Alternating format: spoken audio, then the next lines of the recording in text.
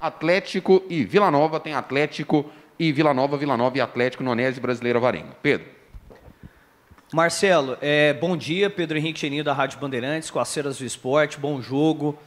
Certamente, conhecendo você, o seu trabalho, você é um técnico que estuda muito, que trabalha muito a sua equipe, principalmente quando se tem um jogo tão importante pela frente, que é um clássico. O Vila, no último jogo, ele teve uma dificuldade, e que foi muito nítida, que contra a Aparecidense na derrota, que foi pelo lado esquerdo da sua defesa.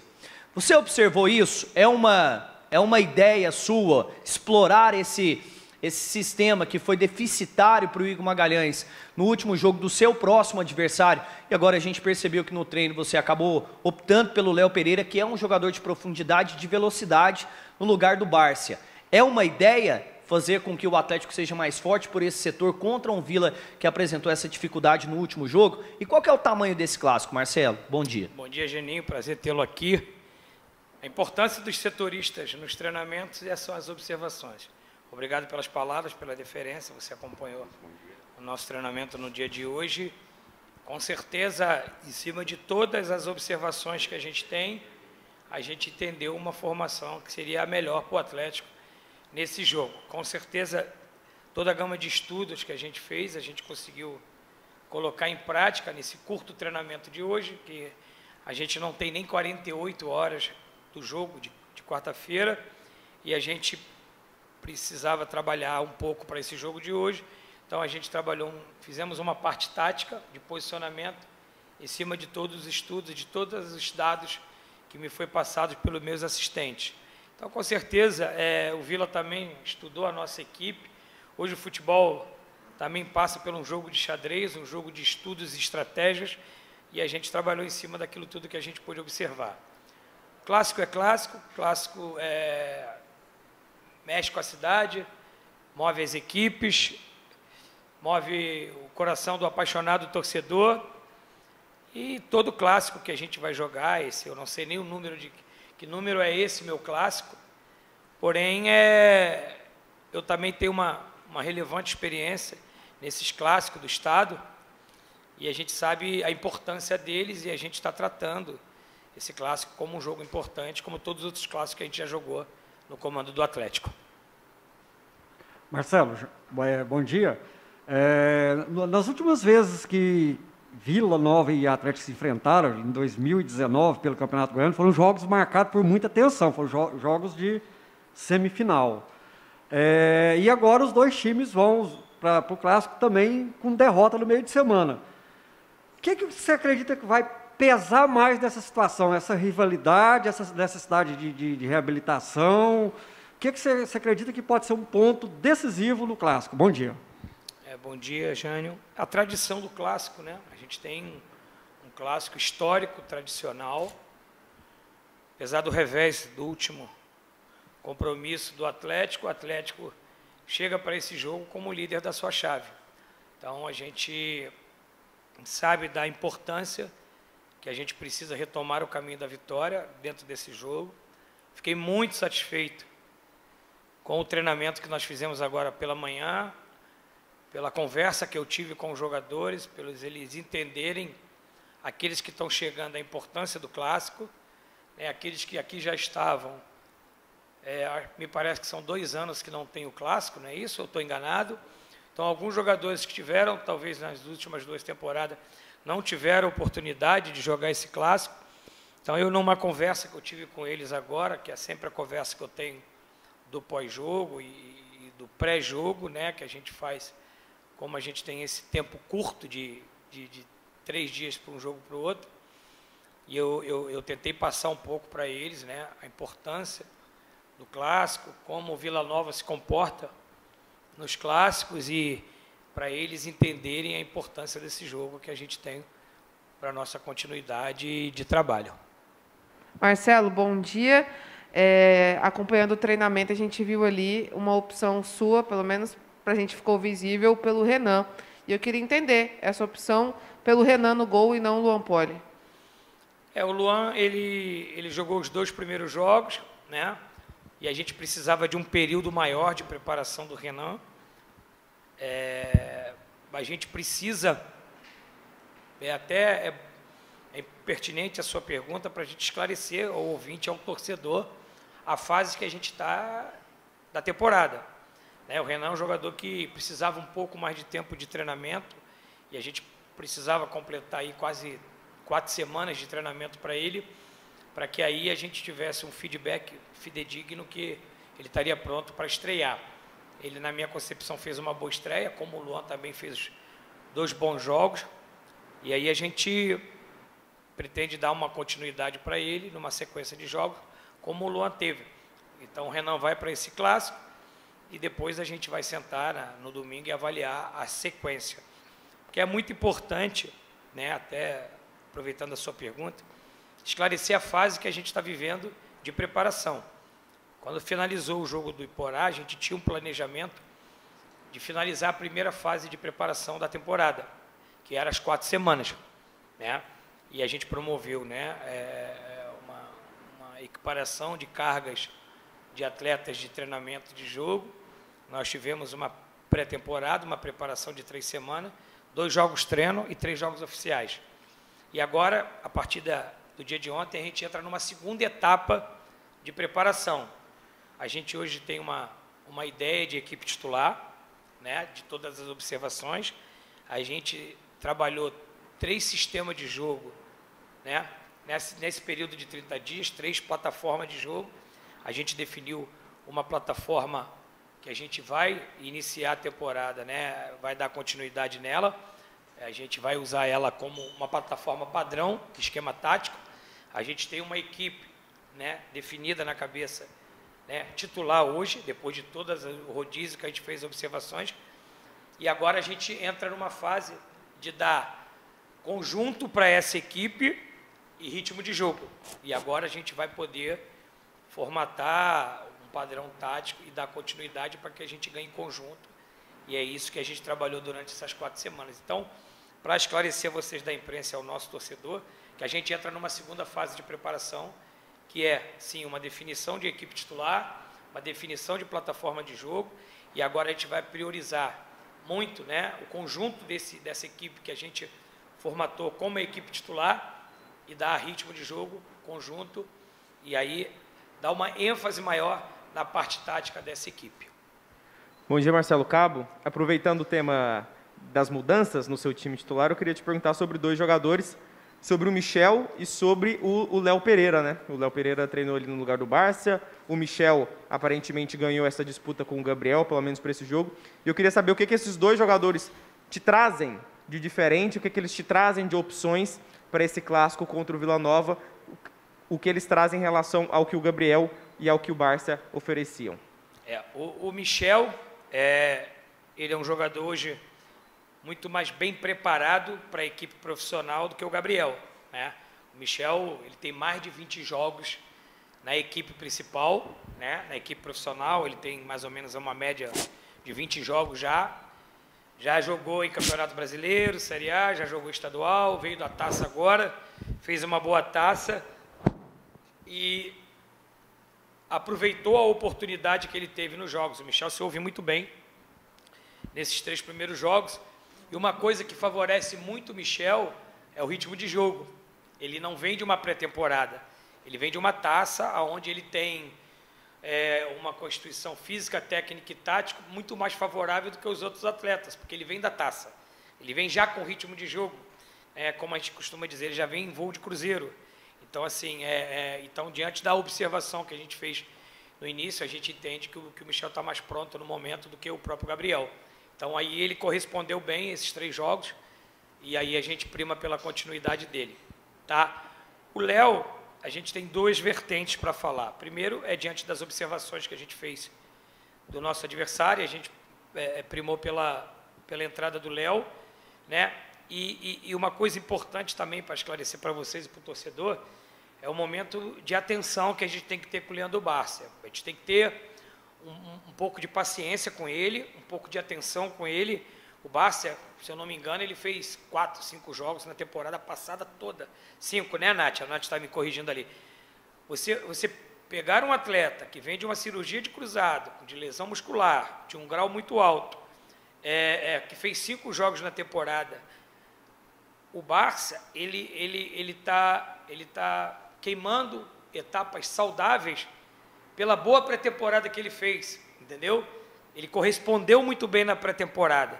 Por isso que ele iniciou a competição jogando, porque uma análise da comissão técnica viu que a gente poderia iniciar. Só que a gente precisa ter muito cuidado com o Barça, equilibrar muito, né, a minutagem dele de jogo, a carga de treinamento, para que ele não sofra nenhum desequilíbrio muscular, nenhuma lesão muscular. Então, é feita em reunião a participação do próximo jogo do Barça. Como ele jogou nesse último jogo 75 minutos, a gente achou por bem iniciar ele no banco de reserva e utilizá-lo durante o jogo. Para quê? Para que a gente possa equilibrar a carga dele de jogo. Entendeu? Bom dia, Marcelo Cabo. Bom dia. Álvaro Júnior, Rádio Band News FM. O quanto perde o Atlético, né, com a falta da sua torcida? O Vila é o clube mandante, então só vai ter a torcida do Vila. E o que você acha aí dessa torcida única no Campeonato Goiano aí? Eu acredito que seja uma medida mais de segurança, né? Deve ser uma medida mais na questão de segurança. Eu cheguei no futebol goiano em 2016 e me acostumei com a torcida dividida, né? Sempre abrilhanta o clássico, né? Você ter a torcida dividida eu peguei muitos clássicos no Serra Dourada, no Olímpico, talvez num outro momento do futebol brasileiro, e era muito bonito a gente ter as duas torcidas, né? E eu tenho certeza que a nossa torcida vai nos fazer muita falta nesse jogo, mas a gente tem, como profissional do futebol, respeitar as demandas de determinações, principalmente da federação e dos órgãos competentes de segurança. Talvez tenham uma grande razão de ter só torcida única, né? A gente sente pela ausência do nosso torcedor, mas ele pode ter certeza que nós vamos jogar por eles, né? A gente vai tentar corresponder à ausência deles e fazer eles se sentirem representados junto com um grupo de trabalho, junto com um grupo de jogadores, né, mentalmente, espiritualmente, que eles estejam com a gente lá em pensamento, e a gente vai correr muito por eles para tentar entregar nesse jogo aquilo que eles merecem, que é uma vitória. Marcelo, você falou um ponto importante, que é a nova fase que o Atlético entra, você tem uma ênfase legal nisso, que é o buscar o padrão de um considerado time titular. Você rodou o seu elenco nas 3 primeiras rodadas, se eu não me engano, e agora você vai dar uma sequência para o seu considerado time titular. O quanto que isso é importante, a partir de agora, em um campeonato de tiro curto, e em quanto tempo você entende que esse considerado time titular atinja a sequência e o entrosamento necessário que você considera ideal para um campeonato goiano? Geninho, a gente fez um planejamento elaborado em conjunto com todas as áreas do clube, né? Com a direção, comissão técnica, departamento fisiológico, físico, técnico e tudo, que a gente iria fazer 2 fases de preparação. A primeira, essa de 34 semanas, e essa reta final até a estreia da Copa do Brasil. Então, assim, a gente sabia do risco que a gente estava correndo, mas foi um risco que a gente, Atlético Goianiense, correu. A gente poderia, se tivesse uma vitória sobre o Goiatuba, sairia tudo muito bem, porque a gente fez essa primeira fase, teve esse risco, calculado de rodar o grupo, e poderíamos estar com 100%. Mas a gente ainda assim passa dessa primeira fase liderando a nossa chave de grupo, com 2 vitórias e 1 derrota. Eu acho, porque a gente planejou, eu acho que a gente sai com um saldo positivo. Claro, você pensar nesse momento inicial, uma equipe já elaborada, voando de cruzeiro, 100% com padrão tático, bem ajustado, Se você pegar essa minha equipe titular, 70% delas são de novos jogadores. Essa equipe que eu vou, teoricamente, começar amanhã o jogo, são 70% de novos jogadores, 7 novos jogadores. Então, assim, você passa por uma fase que você tem que dar uma ênfase numa pré-temporada, numa parte física, você precisa rodar os jogadores e precisa vencer também.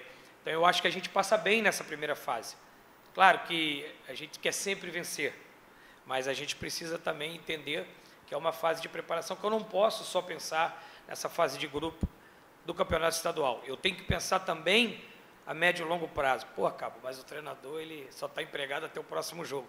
É um bordão do futebol, né? O emprego do treinador é só até o próximo jogo. Mas eu não posso ser egoísta e pensar só em mim e no meu emprego. Eu tenho que pensar no Atlético a médio e longo prazo, de uma preparação que a gente possa ter os jogadores com saúde, saudável ao longo da temporada. Então a gente elaborou essas fases. Eu acredito, Geninho, finalizando a tua pergunta, que a gente já chegue no jogo da Copa do Brasil com uma situação de 60% a 70% favorável a um padrão tático, a uma equipe mais entrosada, com um conjunto melhor.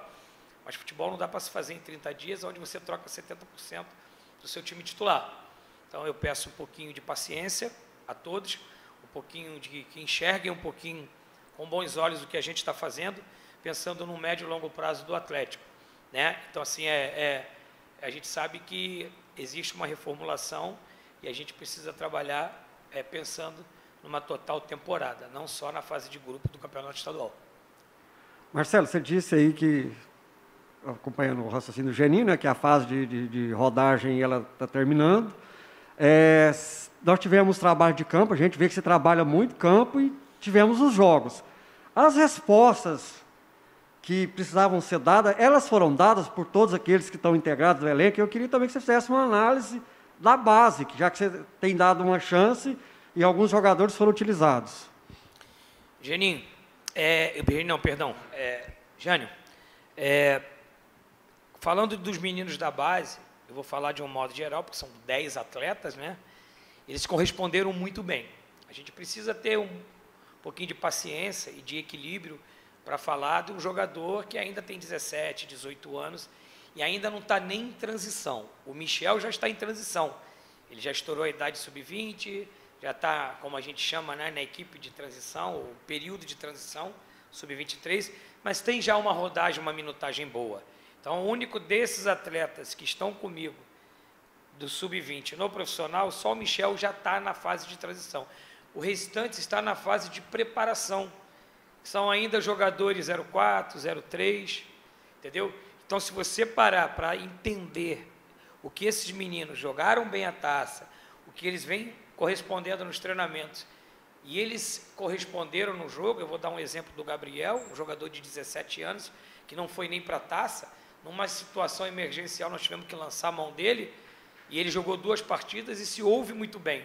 Se você for balancear, o menino que estava no sub-17 ano passado. Entendeu? Então, outros jogadores também corresponderam muito bem. Então, assim, questão dos sub-20, a gente sabe que a grande maioria deles ainda não está pronto para a equipe profissional, mas deram o primeiro passo e corresponderam muito bem. A questão de outros jogadores que chegaram, né, nessa temporada, tua pergunta foi boa, Jânio, que é bom que a gente esclarece para o nosso torcedor e para o público e para vocês da imprensa. Alguns jogadores jogaram muito pouco ano passado, né? E aí, dessa carga de pré-temporada e esse início de temporada, ainda está sofrendo muito fisicamente, né? Porque o ritmo muda. Os treinamentos no Atlético são treinamentos que vocês acompanham o dia a dia, são muito fortes, né? É um treinamento, aqui a intensidade do trabalho é muito forte. Eu não quero comparar o trabalho do Atlético com outros clubes e outros profissionais, mas eu sei o que é feito aqui dentro. Então, aqui a gente diz na gira, aqui é pau, aqui a gente trabalha, é forte. E alguns jogadores, pela metodologia de trabalho que eles tinham e que a gente tem aqui agora, estão sentindo um pouco ainda o peso da pré-temporada. Por isso que, por exemplo, no último jogo, eu fiz 5 alterações por ordem física. Eu posso enumerar todas aqui. Ramon, Jorginho, Gabriel, Léo, e tem mais um. As 5 alterações. Todas elas por questão física. Questão de controle de carga de jogo, questão de fadiga. A gente precisa lembrar que a gente vai jogar o 3º jogo amanhã em 6 dias, vindo de uma pré-temporada. Então, por exemplo, Jorginho, a gente está tendo muito cuidado. Jorginho jogou pouco ano passado, está sentindo um pouquinho, né? O Jorginho estava fazendo uma boa partida, o Cabo tira ele com 15 minutos. Tem lá de você falar, ele é louco, vou tirar o Jorginho, né? Mas não era uma questão física. O controle dele para não perder ele para o próximo jogo. O Ramon, no intervalo, falou, só aguento mais 10 minutos. Porque o Ramon jogou pouco ano passado. E ele jogou agora 2 partidas seguidas muito recentes, uma em cima da outra. Também era o Gabriel sentiu cãibra, porque o Gabriel não vinha jogando, né? O Gabriel jogou no 17, estava fazendo a manutenção pré-escrito para a taça, nós trouxemos ele. O Léo não jogava uma partida de 90 minutos, tinha desde acho que de setembro, outubro. Então isso tudo é importante que o nosso torcedor, a imprensa saiba, que a gente tem todo esse controle. O Bárcia, ele não pode jogar 90 minutos ainda. Ou ele começa o jogo, só vai até 15, 20 minutos, ou ele entra durante o jogo, que eu já expliquei a situação do Bárcia anteriormente. Então a gente ainda vai sofrer com essas demandas, mas não ao ponto de trocar 8 jogadores do jogo do Iporá para o jogo do Goiatuba. Agora não, agora as análises vão ser individuais e pontuais para a sequência da competição. Cabo, além dos 3 pontos, uma vitória no Clássico pode dar uma maior confiança para a sequência da competição, para a sequência da temporada? E o que te chama a atenção nesse time do Vila Nova? Ah, claro, né, Natália? Ganhar um Clássico é muito importante, né? Existe o grande bordão, né? Clássico não se joga, Clássico se ganha. É um bordão que tem aí no futebol, né? A gente sabe que é importante vencer Clássico. Vencer Clássico é como ganhar uma final, né? Eu trago isso no meu sentimento. Talvez essa temporada que eu iniciei aqui no Atlético seja a temporada que eu mais me motivei dos últimos anos. Aquela que eu fui para minhas férias e falei assim, esse vai ser um grande ano. E tenho vivido isso aqui 24 horas, né? Todo momento aqui, vocês têm acompanhado o dia a dia dos meus treinamentos, como eu tenho a entrega que eu tenho ali para que tudo dê certo, e o foco dos jogadores, a minha equipe de trabalho. Vocês veem que eu trabalho de um lado com a equipe com G1, eles trabalham com G2 do outro lado, a gente tem um trabalho muito bem integrado. Eu me sinto muito motivado, muito feliz em capitanear esse trabalho para essa temporada, que eu tenho certeza que vai ser uma temporada de bons resultados. E é isso aí, Natália, ganhar um Clássico é muito importante, e é isso que eu passei, com a minha experiência que eu tenho em Clássicos aqui, que eu passei para os meus jogadores agora. É muito importante a gente buscar uma vitória para o Clássico, porque traz confiança e a gente começa a se certificar que a gente está no caminho certo. Cabo, o Atlético ainda tem alguns jogadores para estrear ainda, né? E entre um deles que eu queria destacar era o Shailon. Shailon, que você conheceu como adversário na sua última em 2019 na Série A, você enfrentou ele numa posição que não era costumeira do Shailon, né? Ele era um ala pela direita, naquele esquema de 3 zagueiros no Goiás, e agora ele chega ali para ser mais uma opção no seu meio-campo. Eu queria saber se ele já está pronto para estrear, se você já pretende utilizar ele no Clássico, e como você pretende utilizar o Shailon nessa temporada aqui no Atlético. É outro caso que jogou muito pouco ano passado, mas ele vem de Covid, mas ele respondeu muito bem aos treinamentos. O Shailon está relacionado para amanhã, só que ele tem uma minutagem estabelecida para jogar. Ele jogou pouco ano passado, não iniciou o trabalho em pré-temporada em clube nenhum. Ele chegou depois de iniciar a pré-temporada, né, vindo de Covid, mas é um profissional exemplar. O que ele correspondeu nos treinamentos e não deu esse feedback, né, da preparação física para mim, que ele está apto a ser relacionado e tem uma minutagem para que ele possa atuar, e a gente vai buscar evoluir ele gradativamente, né, aumentando esse número de minutagem para que ele possa nos ajudar. E eu bati um bom papo com ele ontem, depois do treino, vocês tiveram a oportunidade de observar, justamente para entender aonde ele se sente mais confortável jogando. E aí ele falou que ele prefere atuar como camisa 10, né? Ele pode jogar como médio pelo lado esquerdo, né? Como um meia, né? Sai jogando com 3, e também pelos lados com extremo, né? E aí ele até falou sobre o caso de ele ter jogado de ala ali, foi uma questão momentânea, coisa e tal, mas que ele não é um ala. Aí é sempre a gente, jogador quando chega, a gente tem esse tipo de conversa para entender onde ele se sente melhor e a gente pode melhor utilizar ele, mas se colocou à disposição, onde eu puder utilizá-lo, que ele vai estar preparado. Marcelo, até para fechar aqui a coletiva, agradecer ao Rafael por ter permitido essa terceira pergunta. É porque eu não te vejo há muito tempo, aí você vai fazer né? 3 Também. perguntas. Eu quero entrar em um ponto fora do Clássico, Porque o futebol, você é um técnico que já foi para a Copa do Mundo, trabalhou com jogadores de seleção, duas, né, há muito tempo. O cenário do futebol brasileiro, me parece que ele está mudando muito. Começou com os clubes grandes e agora já tem entrado nos clubes de médio porte, que é sempre quando um técnico brasileiro ele sai do comando de um time, a primeira opção sempre tem sido falar o nome de um técnico estrangeiro. Eu sei que vocês têm um grupo de WhatsApp, que vocês participam com quase todos os técnicos do Brasil. Eu não estou mais nesse grupo, eu saí em 2017. Marcelo, o quanto essa situação de clubes procurarem mais hoje, tem focado em técnicos de fora, tem incomodado vocês, ou se é que tem incomodado? Por que que isso está mudando tanto? Que os clubes grandes e até os clubes menores hoje têm focado mais em técnicos de fora? Ó, Geninho, eu, graças a Deus, estou empregado e muito bem empregado, graças a Deus. Incomodar não incomoda.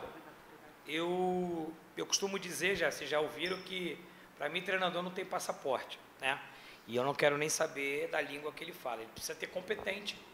E quem é competente se estabelece, né? É um velho ditado.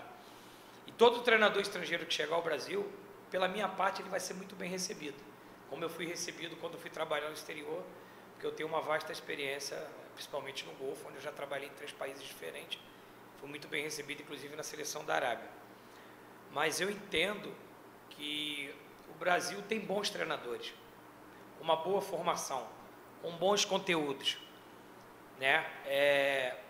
Eu só gostaria que, antes de pensarem em treinador estrangeiro, que olhasse um pouquinho para o mercado interno. A gente, comissão técnica, quando vai contratar um jogador na posição, a gente primeiro, se eu te falo, porque eu já montei vários elencos, a gente primeiro olha para o mercado nacional, tá certo? A concorrência, você sabe que hoje é muito difícil. Você tem um bom jogador, é igual a paulada para você poder contratar. Quando a gente não consegue esse jogador no mercado nacional, aí a gente, como instituição, clube, vai recorrer para o mercado internacional. E eu gostaria que fosse assim com os treinadores, que primeiro olhasse para o mercado nacional. Eu dei um exemplo aqui. Os últimos 3 campeões da Libertadores são estrangeiros. Os últimos 2 campeões brasileiros são brasileiros, né? Campeão sul-americano é brasileiro, campeão da Copa do Brasil. Então, existe competência de todos os lados. Por exemplo, o Marquinhos Santos fez um baita ano, levou o América numa edição inédita para a Libertadores, e eu não vi um reconhecimento a nível nacional do trabalho do Marquinhos Santos. Se fosse um treinador estrangeiro, talvez teria uma ênfase maior. É isso que eu quero dizer. Humberto Lousa, há 2 anos atrás, foi campeão brasileiro da Série B. Ele iniciou uma temporada desempregado e foram buscar treinador lá fora, né? O treinador do Fortaleza, Vojvoda, né? Vojvoda, que é o nome dele, fez um excelente trabalho, muito bom. Eu aprecio, eu estudo e observo todos esses treinadores estrangeiros, e muitos deles já me fez refazer conceitos e ter um pouco mais de conteúdo. Eles nos ajudam muito, mas eu só queria que também olhasse com carinho para o mercado brasileiro. Treinador brasileiro tem trabalhos bons, tem trabalhos ruins, acerta, erra, tem falhas, tem defeitos, tem virtudes, como todo ser humano. Mas eles são muito bem preparados e vocês acompanham alguns deles ao longo da carreira, sabem que existem bons conteúdos. É só essa a minha colocação, que olhasse um pouquinho mais com carinho para os treinadores brasileiros. Hoje nós temos aí treinadores muito bem gabaritados, de primeira prateleira, de segunda prateleira, de terceira prateleira, desempregado, sem oportunidade no seu próprio país. Marcelo, aproveitando a sua boa vontade de nos atender numa coletiva mais Sempre. extensa, também fugindo do clássico, nessa semana, não sei se foi ontem, anteontem, os clubes derrubaram, né, aquela restrição para a demissão dos treinadores. Foi apenas 1 ano, né, com esse limite que tinha aí. O que você achou desse 1 ano que tivemos, esse limite? E o que você achou dos clubes terem derrubado também essa restrição? Natália, os clubes derrubaram porque nós, treinadores, não ajudamos, pô. Nós, treinadores, não ajudamos. Eu não fiz nenhum comum acordo. Eu pedi demissão e fui demitido, né? Eu não acredito em comum acordo no futebol. Eu acredito que o rompimento no futebol ele é unilateral. Ou é da instituição, ou é do profissional. Para mim, esse papo de comum acordo, para mim, é mimimi. Sou um cara bem reto, bem cético. Então, a nossa classe, ela não ajudou. E aí vocês são muito bem informados, vocês já tiveram anuência de várias situações que foi demissão, mas não foi. Então, a gente mesmo não ajuda a melhorar a nossa classe, entendeu? A gente não se ajuda. Né? Eu, quando saí de clubes, os clubes falaram que foram como um acordo, eu fiz questão de esclarecer que não foi como um acordo, porque eu não acredito como um acordo. E eu respeito quando um clube demite um treinador, é um direito do comandante, como tem que se respeitar quando o treinador pede demissão. Acabou. Então, a gente tentou, a CBF tentou, os clubes tentaram, os treinadores tentaram, mas não deu certo. Foi uma coisa que a gente mesmo burlou. Né? Então, eu acho que foi uma medida assertiva de cancelar e vamos pensar numa coisa melhor para o futuro aí. Nós, treinadores, clubes, CBF, vocês da imprensa, que cada vez melhore mais o nosso futebol para que a gente possa crescer junto. Turn it up tonight. Turn it up, turn it up, turn it up tonight. Woo. Where my ladies at? Turn it up tonight. Yeah. Where my guys at? Turn it up tonight. Woo. Turn it up. Shake, shake, shake it down. Shake it down. Let me see how you shake it down. Hey. Wanna love? Alright. Let me see how you wanna love. Yeah. Shake, shake, shake it down. Yeah. Let me see how you shake it down. Wanna love? Hey. Let me see how you come. Woo. You feel the heat because it's party time. Come on. The drink is ready and I think it's right. Nobody wants to leave the zone tonight. It's like a fever, but I'm feeling fine. Too many guns to see together. One night it lasts forever. Somebody needs to stop in me. Let's go. Too many bottles put together, but cups are feeling better. I wanted to lost and free. Set it up, light it up. Everybody come on, let's meet up in the chat. Where you at? We are downtown, ready to start. Let's rock, top and bright. Sexy women in my car tonight. The playlist is on here. Hands on the hip and the hands in my hair. Get up, get up. Let's feel the dance floor up. Let's go, let's go, let's go. Energy rising is about to blow. There ain't no steps right here. We're gonna party all night. Let's get it all right here. Yeah, we gonna party till the day. You feel the heat because it's party time. Come on. The drink is ready and I think it's right. Nobody wants to leave the zone tonight. It's like a fever, but I'm feeling fine. Too many guns to see together. One night it lasts forever. Somebody needs to stop in me. Let's go. Too many bottles put together, but cups are feeling better. I wanted to lost them free. Yeah. Turn it up tonight. Turn it up, turn it up, turn it up tonight. Where my ladies at? Turn it up tonight. Everybody, come on. Turn it up tonight. Turn it up, turn it up, turn it up tonight. Where my guys at? Turn it up tonight. Turn it up, turn it up. You feel the heat because it's party time.